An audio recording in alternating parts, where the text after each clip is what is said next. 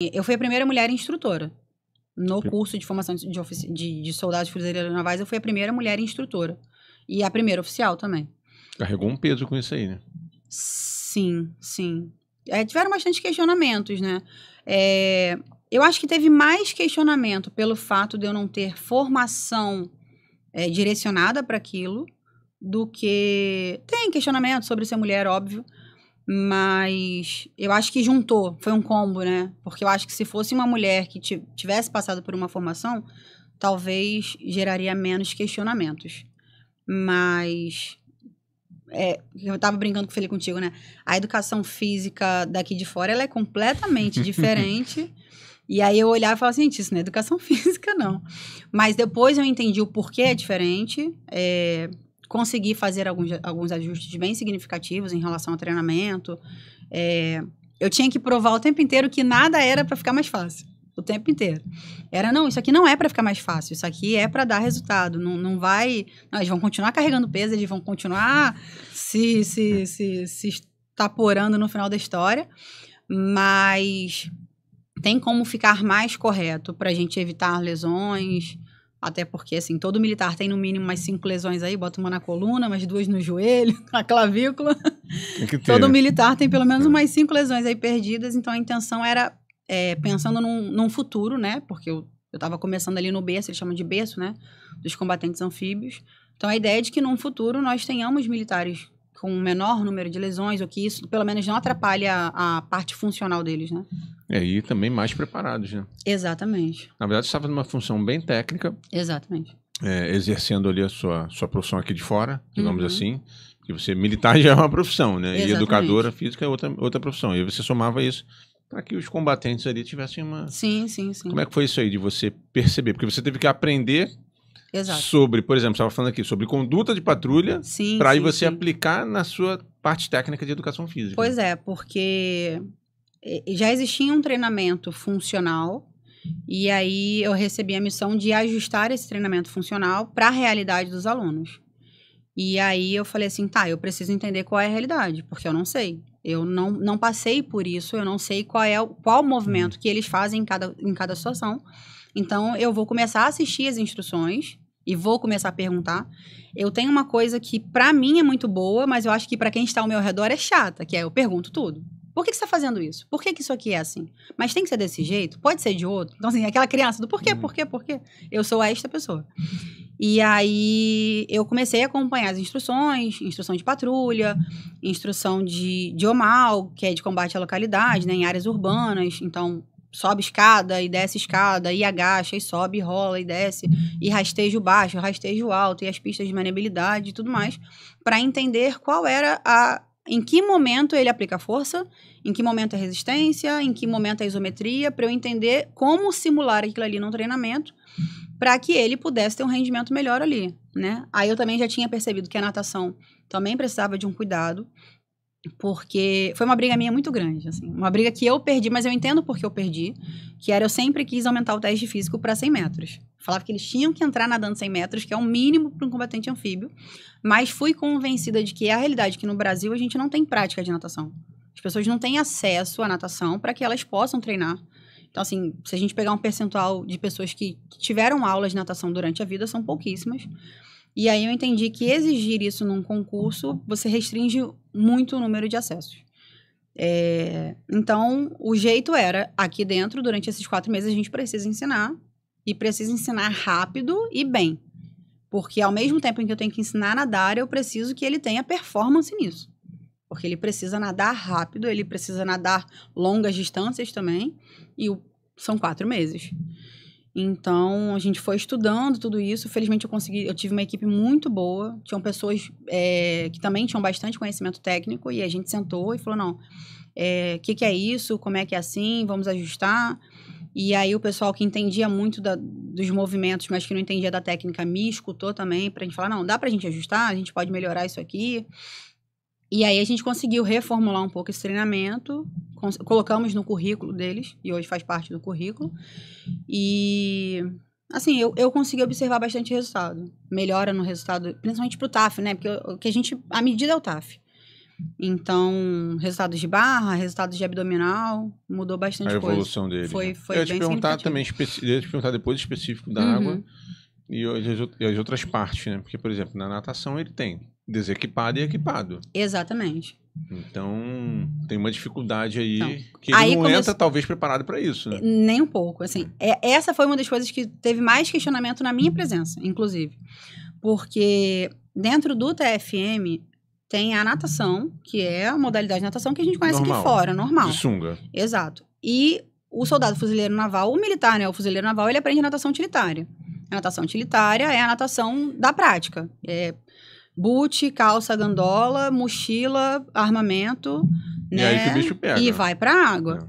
Então, assim, o primeiro ponto é que eu não sabia absolutamente nada disso. Não sabia que isso existia, né? Porque na minha cabeça de professor, você não vai botar alguém pra nadar de boot, não faz sentido. E aí, esse foi um dos maiores desafios que eu passei lá dentro, porque eu conversei com o meu chefe e falei, eu não tenho condições de dar aula de algo que eu não sei. Não acho nem correto. E aí também não gosto de não saber. Falei, então peraí que eu vou aprender. Isso é uma das vertentes do líder, né? Só manda fazer o que ele faz. Exatamente. E aí eu falei, olha, não sei, mas eu vou aprender. E aí eu falei assim, tá, onde que eu aprendo? Alguém me fala onde que eu aprendo, porque nem onde procurar eu sabia. Felizmente, assim, uma das coisas que a Marinha me proporcionou foi conhecer pessoas super dispostas a ajudar. Eu aprendi muito com sargentos, com suboficiais, com cabos, com soldados, tenente, capitão, assim, todo mundo todo mundo é super solícito? Não, mas assim, felizmente eu tive várias pessoas que estavam dispostas a compartilhar conhecimento e aí me falavam assim, não, manual, seja CFN, fala sobre natação utilitária. Aí eu peguei o manual e falei, meu Deus, agora qual é o tradutor disso aqui? Então tem um dicionário para eu conseguir entender. E aí eu começava a ver as coisas, eu falei assim, tá, quem pratica isso aqui? Operações ribeirinhas, então quem é a operação? Eu felizmente tinha um sistema que me dava todos os cursos militares do quartel tinham, né? Então eu vi assim, uma relação de todo mundo que era operações ribeirinhas no quartel e fui atrás. Falei, me ensina, o que é isso aqui? O fuzil vai aonde? A mochila. Posso pular de capacete? Não, né? Não pode pular de capacete. Por que eu não posso pular de capacete? Por que pula desse jeito? Por que eu tenho que abrir o braço? Quando é que eu fecho o braço? Aí eu comecei a perguntar um monte de coisa. Falei, não, beleza. Agora eu tenho condições de começar a fazer estágio. E aí eu comecei a assistir todas as aulas. E aí, num determinado momento, eu comecei a ministrar aulas de natação utilitária. O que foi uma experiência incrível, porque é uma coisa que eu não aprendi na faculdade. A Marinha me ensinou uma modalidade de nado que é extremamente eficiente, né? Necessária, principalmente para a atividade deles, e que tem que saber. Não tem como você enrolar, sabe? Você tem que saber. E foi bem importante. Mas, assim, foi um dos momentos que mais teve questionamento. Tipo, ela não tem que estar ali. Ah, porque era uma mulher. Ela não tem que estar ali. Ela não tem formação, é uma mulher, ela não é fuzileira naval. Ela não se formou aqui dentro, ela não tem formação. Não tinha nada. Não, mas você provou na prática. Exatamente. Porque assim, inclusive a foto que a gente lançou. Sim, e eu já vi fotos suas na internet, você equipada, você dentro da água. Eu posso falar que, felizmente, eu tive a oportunidade de entrar no tanque tático do Batalhão de Operações Especiais, que tem uma mística muito grande e é aquela coisa de falar assim, ó, esse evento aí eu tiquei, eu passei. Eu entrei no tanque tático do Toneleiro e foi uma experiência bem interessante, bem interessante. Aí eu participei no Toneleiro, fui para a Ilha da Marambaia, que é onde eles fazem o último campo do curso também, ministrei a atividade ali. Um dos momentos mais complicados, porque assim, eu acho que eu nunca falei isso para muita gente, agora que já saí, né, posso falar. Eu morro de medo de altura, mas é muito medo de altura, muito. Só que, uma vez, um chefe meu me ensinou um negócio que é o sentimento de não passar vergonha te faz saltar de aeronave. É maior do que o medo. É maior do que o medo. E aí, todo mundo salta da plataforma. Todo mundo salta. Aí como é que é o nome, gente? O cais ali do Cadim, né, que é onde eles fazem a instrução, ele, dependendo da maré, fica mais alto ou mais baixo, né, por conta da distância da água. E aí os alunos estavam lá e eu falei, cara, eu tenho que pular. Aí eu olhava assim, parecia que a água ia lá pra baixo. Eu falei, meu Deus, mas eu tenho muito medo de altura. Eu falei, não posso falar o tempo inteiro pra ele saltar e eu não vou saltar. Aí saltei, superei o medo, sei lá como, mas só eu não podia passar vergonha. Então tinha que, não, eu vou saltar. Como é que eu falo pro meu aluno que ele não tem capacidade de fazer isso? Mas lá dentro eu não falava disso. Não, que eu eles não morria sabiam. de medo. Até porque eles também estavam com medo, de repente, estavam preocupados com medo deles mesmo. Exatamente. Então, assim, não, tem que fazer, vamos fazer, mas fui morrendo de medo. Mas foi aquela... E assim, aquela brincadeira que eu te falei, né? E aí, depois que eu comecei, todas as vezes eu tinha que explicar por que a tartaruga estava no poste. Então, chegava um chefe novo e eu tinha que demonstrar para ele o porquê eu estava naquela posição e justificar. E aí, assim, mas não dá para tirar? Bota outra pessoa. Eu falei, não, peraí, deixa eu te vem assistir. E um dos momentos mais legais é porque quando a gente estava lá no Cadim, né, que é onde tem, que é o centro de adestramento da Marinha, né, lá na Marambaia, normalmente o comandante do Cadim também rodava, via as instruções e tudo mais. E aí ele parou, né? Porque não é muito normal você ver uma mulher dando natação utilitária, né? Aí ele parou pra ficar vendo, eu falei, putz. Aí tu fica naquela assim, agora eu gelei, porque eu não posso errar, não posso falar besteira, não posso errar de jeito nenhum. E aí ele chegou, faltava pouco tempo pra instrução finalizar.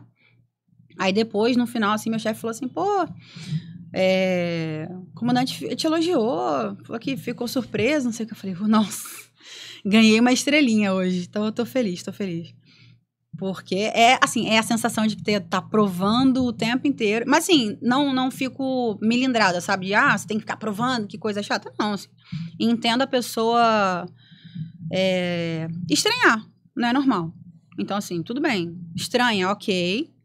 Me dá a oportunidade de provar por que eu estou fazendo isso aqui. E depois que eu mostrar, se você disser que eu tô errada, me diz onde eu tô errada. Você tem a opção de me tirar ou me dar a oportunidade de corrigir. Felizmente, a maioria sempre me deu a oportunidade de corrigir e aí eu fiquei até o final, ó.